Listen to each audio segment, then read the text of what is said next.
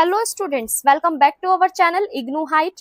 Students, आज की video बहुत इंपॉर्टेंट होने वाली है, स्पेशली इग्नू स्टूडेंट्स के लिए। अगर आप भी एग्जाम में आंसर लिखते टाइम कंफ्यूज हो जाते हो या फिर सोचते हो कि आंसर को कैसे लिखे कि एग्जामिनर इम्प्रेस हो जाए, तो ये वीडियो को लास्ट तक जरूर देखिएगा। ये आपके लिए बहुत ज्यादा हेल्पफुल होने वाली है, क्योंकि आज मैं आपको बताऊंगी कि इग्नू एग्जाम में आंसर को लिखने का एग्जैक्ट मेथड क्या होता है, जिससे आपके मार्क्स इंप्रूव हो सकते हैं। तो चलिए स्टार्ट करते हैं। तो स्टूडेंट्स, बहुत से स्टूडेंट्स होते हैं जो पढ़ाई तो कर लेते हैं, लेकिन एग्जाम में आंसर प्रेजेंटेशन उनका वीक होने की वजह से एग्जाम के अंदर उन्हें मार्क्स ना बहुत कम मिल पाते हैं या बहुत कम मार्क्स आते हैं। और सच बताऊं तो इग्नू में ना सिर्फ आंसर का कंटेंट ही इंपॉर्टेंट नहीं होता, बल्कि आंसर लिखने का स्टाइल भी बहुत ज्यादा मैटर करता है। तो स्टूडेंट्स, चलिए डिस्कस करते हैं आज के कौन कौन से पॉइंट्स को हमें ध्यान में रखना है इग्नू में आंसर लिखते टाइम। तो स्टार्ट करते हैं आज की वीडियो को। तो देखो स्टूडेंट्स, हमारा जो डीयू सोल से रिलेटेड जो चैनल है वो है आशीष तिवारी अपडेट्स, ठीक है। और इग्नू हाइट जो है, इस पे आपको सारी इग्नू से रिलेटेड सारी अपडेट्स मिलती है एंड स्टडी से रिलेटेड कंटेंट मिलता है। तो अगर आपने अभी तक हमारे आशीष तिवारी अपडेट्स वाले चैनल पे विजिट नहीं किया है, तो आप वहां से विजिट कर सकते हैं एंड सोल एंड ड्यू से रिलेटेड जो भी आपकी क्वायरीज रहती है वहां पे आपको अपडेट्स मिलती है। तो स्पेसिफिकली ये जो हमारा चैनल है, जो आज का वीडियो जो रहने वाला है वो इग्नू हाइट अपडेट्स पे रहने वाला है, जिसके अंदर हम डिस्कस करेंगे कि इग्नू में हमें आंसर किस तरीके से, प्रेजेंटेशन आंसर की किस तरीके से देनी होती है, जिससे हम मैक्सिमम मार्क्स जो है वो गेन कर सके। तो आज की इस वीडियो में मैं आपको कुछ ऐसे सिंपल पॉइंट्स बताने वाली हूँ जिसको आप अपने एग्जाम में आंसर लिखते टाइम अगर आप ध्यान रखेंगे तो इजीली आप अपने एग्जाम में अपना स्कोर जो है मार्क्स का वो बहुत अच्छा खासा स्कोर कर सकते हैं। तो यहाँ पे स्टूडेंट्स, मैंने पेपर कोड BSOE 145 लिया है, ठीक है। इस पेपर कोड, ये जो है आपका, ये बैचलर्स ऑफ आर्ट्स का ये पेपर कोड है, जिसका पूरा जो नेम है वो है धर्म और समाज। ये आपका फिलॉसफी का सब्जेक्ट है। तो चलिए मैं डिस्कस करती हूँ। तो देखो, डिस्कस करने से पहले ना सबसे पहली चीज क्या होती है कि इग्नू के अंदर ना आपको ना, चाहे इग्नू यूनिवर्सिटी हो चाहे आपकी दिल्ली यूनिवर्सिटी हो, तो सबसे पहला पॉइंट क्या कहता है, यहाँ पे जो क्वेश्चन दिया हुआ है ना, इस क्वेश्चन को आपको ना ध्यान से समझना होता है। सबसे पहला स्टेप हमारा क्या कहता है कि क्वेश्चन को ध्यान से पढ़ना, क्योंकि बहुत सारे स्टूडेंट्स ना जल्दबाजी में क्वेश्चन को प्रॉपरली समझे बिना ही आंसर लिखना स्टार्ट कर देते हैं, और फिर आंसर जो होता है ना वो उनका आउट ऑफ टॉपिक चला जाता है। तो आपको ना जितने भी आपके कीवर्ड्स है ना उनको आइडेंटिफाई करना है। जैसे अगर आपने क्वेश्चन में लिखा है एक्सप्लेन, तो एक्सप्लेन को आपको पूरा डिटेल में समझाना है। अगर आप लिख रहे हैं डिस्कस, तो आपको पूरा डिस्कस के अंदर एडवांटेज और डिसएडवांटेज दोनों ही लिखना है, ठीक है। अगर आप लिख रहे हैं क्रिटिकली, तो आपको क्रिटिकली इवैल्यूएट अगर आप लिख रहे हैं तो उसके अंदर आपको नेगेटिव और पॉजिटिव दोनों ही साइड्स को एक्सप्लेन करनी होती है। तो फर्स्ट पॉइंट हमारा यहाँ पे क्या है कि आपको क्वेश्चन को ध्यान से पढ़ना है। जैसे यहाँ पे हमारा जो पहला क्वेश्चन दिया हुआ है वो ये दिया है कि धर्मशास्त्र और धर्म के दर्शन में अंतर स्पष्ट कीजिए, ठीक है। तो पहले क्वेश्चन में हमसे क्या पूछा गया है कि जो आपका धर्मशास्त्र है और धर्म के जो दर्शन है, यानी आपका जो रिलीजन, जो फिलॉसफी है, इन दोनों के बीच में क्या डिफरेंस है, ठीक है। वहीं दूसरा प्रश्न हमसे क्या पूछा है कि धर्मशास्त्र तथा धर्म दर्शन की प्राकृति और उद्देश्यों की तुलना कीजिए, ठीक है। तो इसमें हमसे क्या बोला है कि धर्मशास्त्र और धर्म दर्शन की प्राकृति बतानी है, नेचर बताना है, और उसके ऑब्जेक्टिव यानी आपके उद्देश्य बताना है, ठीक है। तो यहाँ पे हमने क्या करा, क्वेश्चन को बहुत अच्छे से समझा, पढ़ा, ठीक है। हमें पता चला कि हमें क्वेश्चन में एक्चुअल में क्या कंटेंट लिखना है, कौन कौन से कीवर्ड्स को यूज करना है। तो ये था आपका पॉइंट नंबर 1। अब हम बात करते हैं पॉइंट नंबर 2 की, या फिर हम जिसको कह सकते हैं टिप्स नंबर 2 इग्नू एग्जाम लिखते टाइम, ठीक है। तो दूसरा टिप यहाँ पे क्या कहता है कि इग्नू का जो एग्जामिनर होते हैं ना, इग्नू के जितने भी एग्जामिनर होते हैं ना, उनको एकदम क्लीन और ऑर्गेनाइज्ड आंसर बहुत पसंद आते हैं, ठीक है। इग्नू के एग्जामिनर जो होते हैं, उनको जो आंसर आप लिखते हैं बिल्कुल एकदम नीट एंड क्लीन होने चाहिए और ऑर्गेनाइज्ड होने चाहिए। तो यहाँ पे जो पॉइंट नंबर 2 हमारा क्या कहता है कि जब भी हम आंसर लिखेंगे तो उसको एकदम क्लीन और एकदम ऑर्गेनाइज्ड वे में लिखेंगे, ठीक है। इसलिए आपको आंसर को ना यहाँ पे इग्नू के अंदर आपको 3 पार्ट में डिवाइड करना होता है, ठीक है। 3 पार्ट में आपको अपना आंसर जो होता है वो यहाँ पे बांटना होता है, डिवाइड करना होता है, जिसमें आपका सबसे पहले आता है आपका इंट्रोडक्शन। स्टूडेंट्स, इस पूरे नोट्स में मैं आपको दिखाने वाली हूँ कि इग्नू में हम किस तरीके से, सिस्टमैटिक तरीके से हम आंसर को कैसे प्रेजेंट करते हैं, किस तरीके से प्रेजेंटेशन हमारी होती है। तो आपको ये चीज बहुत ध्यान से सुननी है, समझनी है और अपने एग्जाम में अप्लाई करनी है, ताकि आप इजिली जो मार्क्स हैं अपने आसानी से गेन कर सके। तो देखो यहाँ पे पहला जो है क्या दिया गया है, परिचय। तो पॉइंट नंबर सेकंड जो है ना, आंसर को हमें एकदम प्रॉपर स्ट्रक्चर में बनाना है। तो प्रॉपर स्ट्रक्चर कब बनेगा, जब हम उसे डिवाइड कर देंगे 3 पार्ट्स में। तो देखो यहाँ पे पहला जो पार्ट है वो आपका है इंट्रोडक्शन का, ठीक है। क्वेश्चन में हमसे जैसे यहाँ पे पूछा गया था कि धर्मशास्त्र और धर्म के दर्शन के बीच में हमें अंतर बताना है।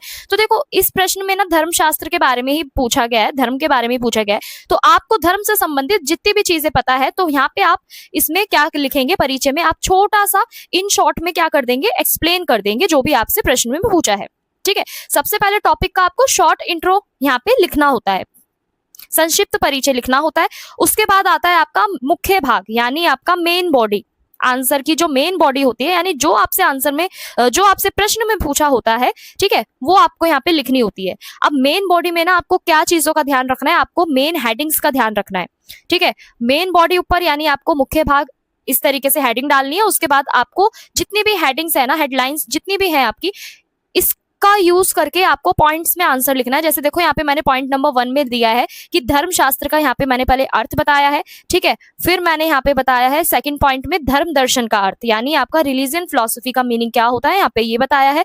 देन उसके बाद फिर मैंने क्या करा है, तीसरे पॉइंट में यहाँ पे मैंने आंसर बताया है, ठीक है, मतलब आधार में अंतर बताया, यानी धर्मशास्त्र और धर्म दर्शन में यहाँ पे फिर मैंने क्या करा है, अंतर बताया है।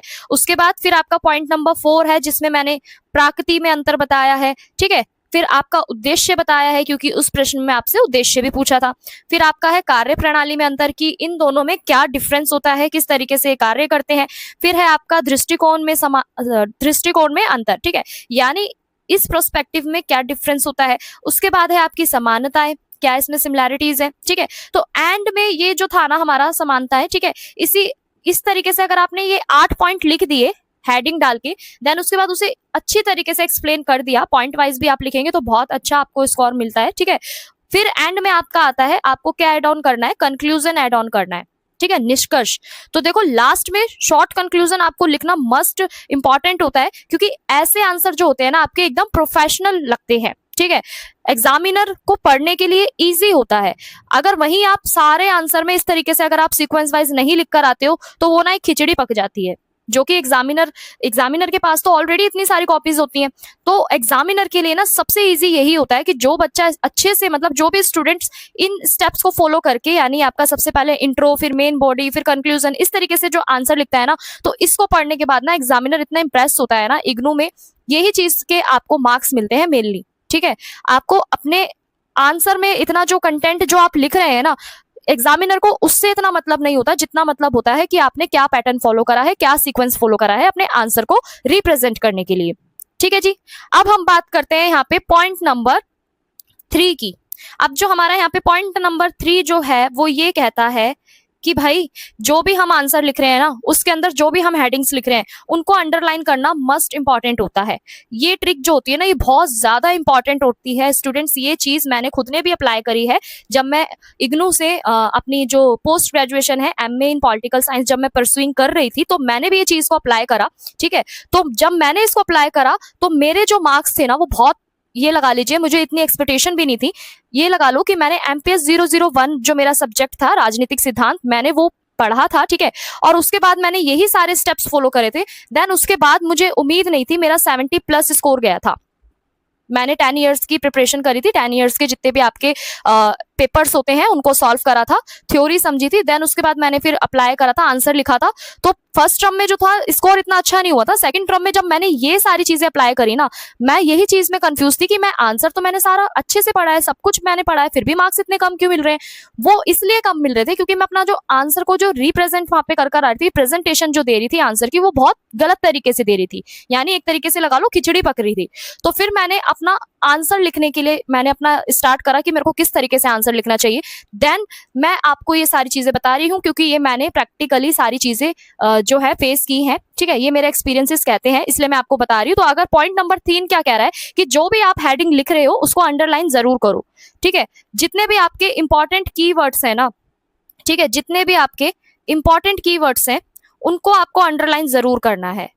अब आपको ऐसा भी नहीं करना कि पूरे ही आंसर को आप अंडरलाइन करते हुए जा रहे हो, नहीं, उससे आपको फिर अजीब ही आपका जो आंसर होगा ना वो बन जाएगा। तो आपको ऐसा नहीं करना। आपको क्या करना है, जब भी आप आंसर लिख रहे हो ना, उसके अंदर जो आपके इंपॉर्टेंट कीवर्ड्स हैं आप उनको अंडरलाइन करो, चाहे आप पेंसिल से करो, स्केच पेन तो ऑलरेडी वहां पे इग्नू के एग्जाम में अलाउ नहीं होता, तो आप क्या करो, ब्लैक पेन से करो अंडरलाइन या फिर आप पेंसिल से करो।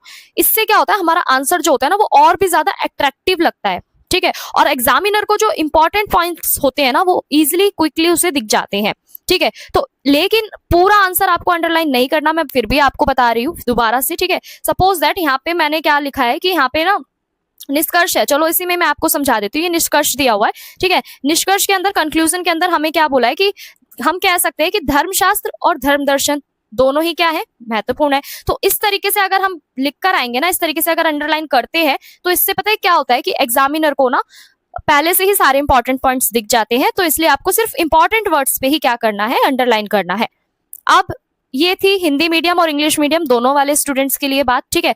अब हम बात करते हैं सिर्फ इंग्लिश मीडियम स्टूडेंट्स की। देखो इंग्लिश मीडियम के जो स्टूडेंट्स है ना, उनको इंग्लिश लिखने में ना बहुत ज्यादा प्रॉब्लम होती है, ठीक है। बहुत सारे स्टूडेंट सोचते हैं कि जितनी ज्यादा हम डिफिकल्ट इंग्लिश लिख कर आएंगे ना उतने ज्यादा मार्क्स मिलेंगे, लेकिन ऐसा इग्नू में नहीं होता, ठीक है। इग्नू क्या, किसी भी यूनिवर्सिटी में ऐसा नहीं होता कि अगर आप ज्यादा डिफिकल्ट या हम कह सकते हैं ज्यादा अपनी जो बुक वाली लैंग्वेज वाली जो इंग्लिश होती है, अगर आप उसको लिख कर आ रहे हो तो उससे आपको मार्क्स मिलेंगे, ऐसा कुछ नहीं होता। ये सारे रूमर्स होते हैं आपके, ठीक है, सारी अफवाहें होती हैं, ऐसा कुछ नहीं होता। इसलिए आपको डिफिकल्ट इंग्लिश का यूज आप कर सकते हैं, अगर स्टूडेंट कंफर्टेबल है, आसानी से वो लिख पा रहे हैं आंसर, तो कर सकते हैं, लेकिन ऐसा कुछ नहीं होता है। आपको सिंपल सेंटेंसेस बनाने होते हैं, ठीक है। जब भी आप इंग्लिश मीडियम में आंसर लिखोगे ना, तो आप जब भी लिखोगे तो आपके आंसर एकदम सिंपल होने चाहिए, ठीक है। सेंटेंसेस जो यूज कर रहे हो वो सिंपल होने चाहिए और एकदम क्लियर होने चाहिए, ठीक है। क्लियर लैंग्वेज जो होती है ना सबसे बेस्ट होती है इग्नू में। अगर आपकी इंग्लिश वीक है तो आपको टेंशन लेने की जरूरत नहीं है, बस आप ग्रामेटिकल जो है ना, आपकी जो ग्रामेटिकल सेंटेंसेस है उस पे फोकस करो, बस आप ग्रामर सिंपल रखो अपनी और सेंटेंस को क्लियर रखो। तो इससे क्या होता है कि एग्जामिनर को ना समझ में आ जाता है कि आप क्या एक्सप्लेन करना चाह रहे हो आंसर के अंदर, ठीक है। इतना समझ में आया आप सभी को। अब हम बात करते हैं पॉइंट नंबर 5 की। अब पॉइंट नंबर 5 हमारा क्या कहता है कि देखो जो भी हम आंसर लिखेंगे उसे पॉइंट वाइज में लिखेंगे। कई स्टूडेंट्स क्या करते हैं, लॉन्ग पैराग्राफ लिखे आते हैं, ठीक है, और जिससे जो लॉन्ग पैराग्राफ जो होता है ना उससे फिर आंसर ना, ये लगा लो हमें आंसर के अंदर हमारा आंसर तो लिख जाता है लेकिन आंसर में इतने अच्छे मार्क्स नहीं हो पाते। तो इसलिए ना आपको अवॉइड करना है लॉन्ग पैराग्राफ लिखने को, ठीक है। आप जब भी लिख कर आए अपना आंसर लॉन्ग पैरा में मत लिख कर आइएगा, ठीक है। लॉन्ग पैराग्राफ में अगर आप लिखोगे तो ऑब्वियसली वो एकदम बोरिंग लगेगा, अट्रैक्टिव नहीं लगेगा आपका आंसर। ये मैं आपको बार बार इस चीज के लिए बोल रही हूँ, ठीक है। तो आपको लॉन्ग पैराग्राफ लिखने की जगह ना आपको पॉइंट वाइज आंसर लिखने हैं, जैसा मैंने अभी आपको यहाँ हमारे पीडीएफ में बताया कि हमने किस तरीके से इग्नू का जो आंसर है उसे लिखना आपको बताया है, ठीक है। इस तरीके से आप 3 पार्ट में डिवाइड करेंगे, पहले इंट्रो को एक्सप्लेन करेंगे, ठीक है, फिर आपकी जो मेन बॉडी है आंसर की उसको पॉइंट वाइज यहाँ पे क्या करेंगे, एक्सप्लेन करेंगे। पॉइंट नंबर 1, पॉइंट नंबर 2, ठीक है, पॉइंट नंबर 3, पॉइंट नंबर 4, इस तरीके से आप क्या करेंगे, एक्सप्लेन करते जाएंगे पॉइंट वाइज, ठीक है जी। और जैसे आप पॉइंट वाइज लिखने की जितनी जल्दी हो सके ना आप हैबिट डाल लो, क्योंकि इसी से इग्नू के अंदर आपके जो मार्क्स होते हैं ना वो बहुत ज्यादा गेन होते हैं, ठीक है।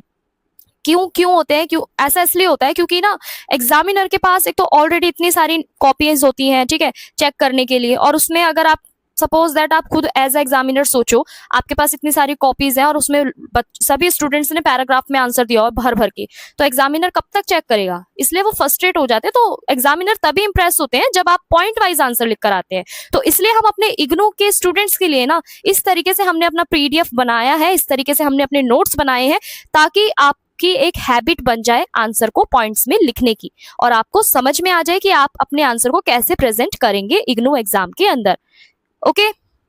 तो इससे क्या होता है ना, पॉइंट में लिखने से ना आपका जो आंसर होता है ना एकदम नीट एंड क्लीन बन जाता है और आपके मार्क्स इंप्रूव होने के चांसेस और भी ज्यादा बढ़ जाते हैं, ठीक है। इतना समझ में आया आपको। अब देखो पॉइंट नंबर 6 जो है ना हमारा, पॉइंट नंबर 6 हमारा क्या कहता है।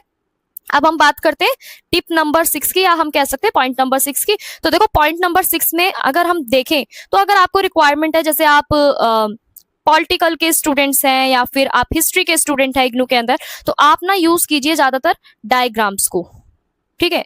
डायग्राम्स और आपके जो एग्जाम्पल होते हैं ना उनको आप यूज कीजिए, एग्जाम्पल और आपके डायग्राम्स, ठीक है, डायग्राम्स और एग्जाम्पल को अगर आप यूज करके लिखते हैं ना, तो अगर आपके सब्जेक्ट अलाउ करता है तो आप सिंपल डायग्राम या एग्जाम्पल जरूर यूज करो। ठीक है, स्पेशली आपका जैसे मैंने अभी आपको बताया, जैसे आपका पॉलिटिकल साइंस हो गया, ठीक है, पॉल साइंस हो गया, सोशियोलॉजी हो गया, ठीक है, ये सब्जेक्ट हो गए आपके सोशियोलॉजी, पॉलिटिकल साइंस, आपका ज्योग्राफी हो गया, ठीक है, या आपका साइंस हो गया अगर आप साइंस वाले स्टूडेंट है तो इस सब्जेक्ट में क्या होता है ना, आपका एग्जाम्पल देने से ना जो आंसर होता है ना वो और भी ज्यादा स्ट्रांग हो जाता है। ठीक है, ताकि एग्जामिनर को एग्जाम्पल पढ़ते के साथ ही समझ में आ जाता है कि स्टूडेंट ने अंदर जो कंटेंट लिखा है वो किस तरीके से लिखा है, किस तरीके से उसे रिप्रेजेंट करा है। ठीक है, तो आपको क्या करना है, अगर आप पॉलिटिकल के स्टूडेंट है, सोशियोलॉजी के स्टूडेंट है, या ज्योग्राफी के हैं, या फिर आप साइंस के स्टूडेंट्स हैं, तो इसमें आप अपने एग्जाम्पल को लिखकर आएंगे। ठीक है, अब हम बात करते हैं देखो पॉइंट नंबर 7 की, या हम जिसको कहते हैं टिप नंबर 7। तो देखो इग्नू एग्जाम में टिप नंबर 7 जो है ना, ये बहुत ज्यादा इंपॉर्टेंट है और सबसे ज्यादा इसमें स्टूडेंट्स फंसते हैं।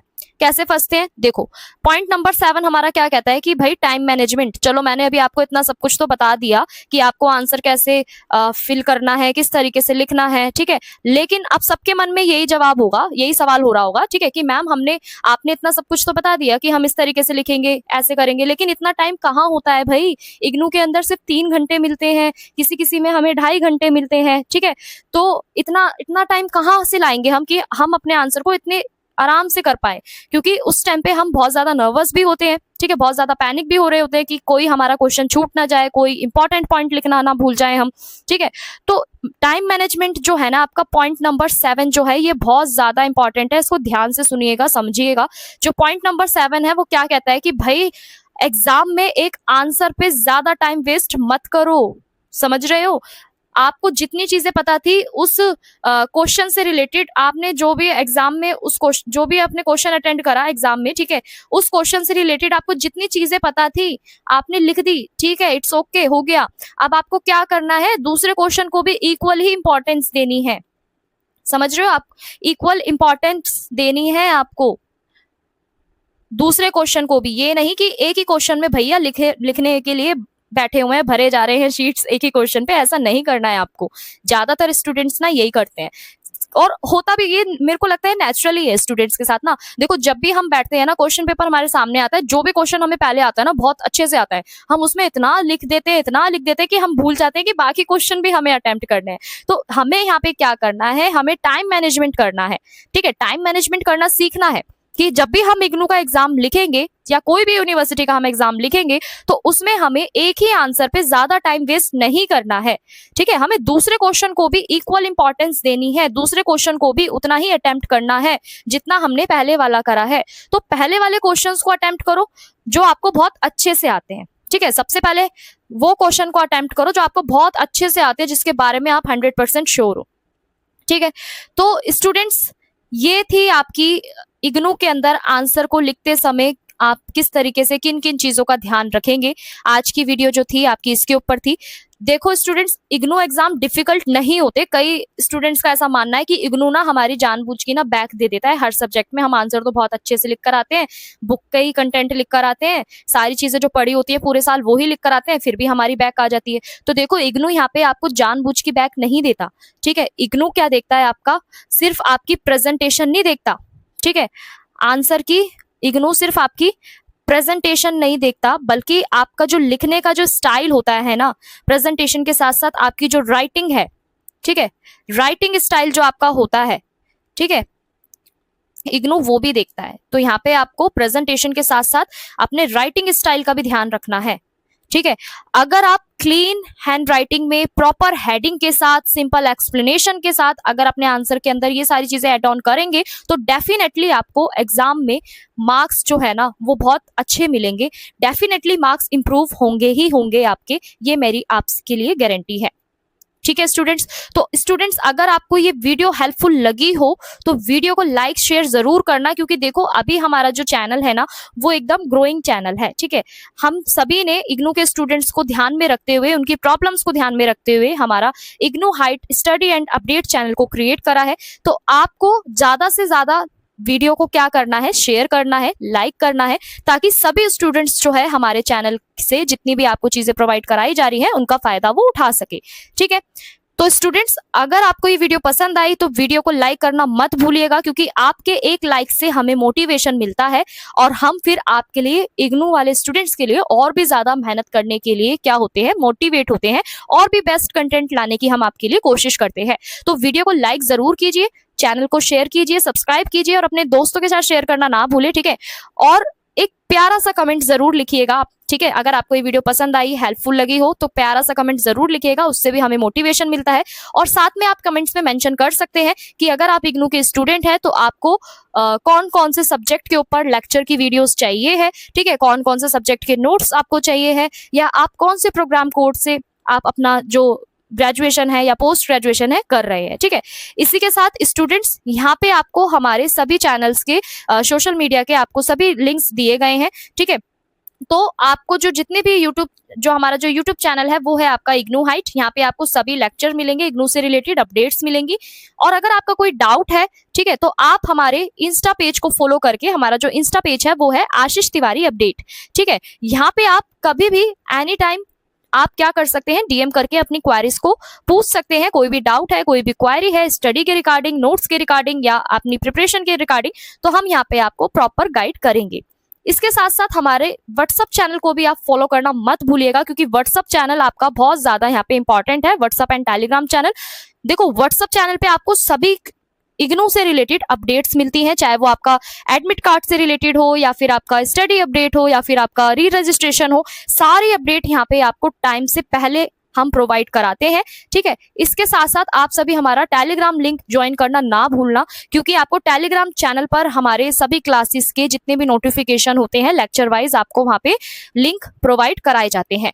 और इसी के साथ साथ स्टूडेंट्स, अगर आपको इग्नू के अंदर अलग अलग कोर्सेज के नोट्स चाहिए हैं तो आप हमें डायरेक्ट व्हाट्सएप पे कांटेक्ट करके, डिस्क्रिप्शन में आपको, वीडियो के डिस्क्रिप्शन में आपको ना हमारा व्हाट्सएप नंबर आपको मिल जाएगा। आप हमें डायरेक्ट व्हाट्सएप पे कांटेक्ट करके हमारे नोट्स को परचेज कर सकते हैं, ठीक है। जो कि हमने जो कि हमने इग्नू के स्टूडेंट्स को ध्यान में रखते हुए, इग्नू के सारी चीजों को ध्यान में रखते हुए हमने ऑर्गेनाइज कराए हैं, जिसका प्राइस रहने वाला है यहाँ पे 35 रुपीज ओनली।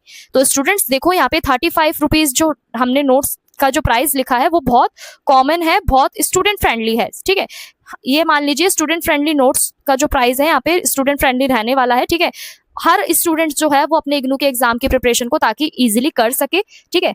तो आप हमें व्हाट्सएप पे कांटेक्ट करके डायरेक्ट हमसे नोट्स परचेज कर सकते हैं। हमारा जो व्हाट्सएप कांटेक्ट नंबर है आपको डिस्क्रिप्शन में मिल जाएगा, आप डायरेक्ट वहां से हमें व्हाट्सएप करके आप हमारे नोट्स जो है परचेज कर सकते हैं और अपनी इग्नू की प्रिपरेशन को और भी ज्यादा स्ट्रांग बना सकते हैं, ठीक है। तो स्टूडेंट्स, इसी के साथ मिलते हैं नेक्स्ट वीडियो में। आप सभी का बहुत बहुत धन्यवाद। आई होप कि आपको ये वीडियो पसंद आई होगी और जो भी आपके डाउट है आप हमें इंस्टा पे डीएम करके पूछ सकते हैं। और इसी के साथ साथ आपको जो भी नोट्स चाहिए हैं, ठीक है, जिस भी सब्जेक्ट पे या जिस भी पेपर कोड पे आपको लेक्चर वीडियो चाहिए, आप कमेंट में जरूर लिख दीजिएगा इस वाली वीडियो के नीचे, ताकि हम नेक्स्ट वीडियो जो है आपकी लेक्चर वाइज लेकर आ सके। सो स्टूडेंट्स, मिलते हैं नेक्स्ट वीडियो में। आप सभी का बहुत बहुत धन्यवाद।